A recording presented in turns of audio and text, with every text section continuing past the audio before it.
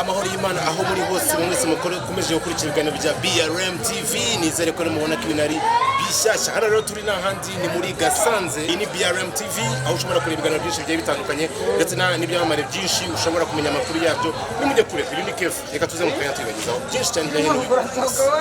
Yes, rero njya muko nabibabwiye rero ibiganiro byinshi tujye kuganira n'abaturage bahita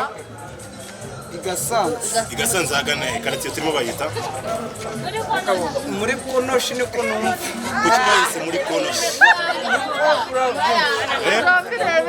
uburaya bwinshi ati kuvuga iki cyane amaye ngatari cyumugana kinguye hano niho uburaya yani wamenye niyo mpamvu bayise muri konoshi. None se konoshi hajyamo inda zimeze gute z'abahungu iz'abagabo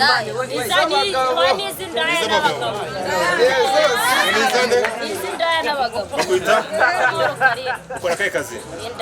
Indaya.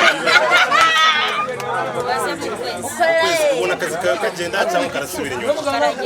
Karagenda abantu wenda ku munsi wakora amafaranga 30 umuntu umwe cyangwa umunsi wose abantu 20 amafaranga umuntu umwe bagwa amafaranga akorera mu gihe kingana iki? Ubona uburaya bwawe hari umusanzu butanga ku gihugu cyangwa birangira ngo gusa? Biratanga. Ni ukuvuga ngo we nta kibazo ufite kugira ngo tutigeze ku bayobozi ahantu hose hameze neza. Urakoze cyane.